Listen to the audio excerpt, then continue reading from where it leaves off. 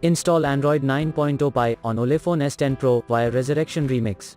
Please check the description for important notes and all the download links. First download ROM and GApps packages, then transfer the downloaded files to the phone storage, link is in the description below. Step 2. Boot your device into TWRP recovery. Once in TWRP, click on Wipe, Advanced Wipe, and select the check boxes, as shown in the image, excluding internal storage.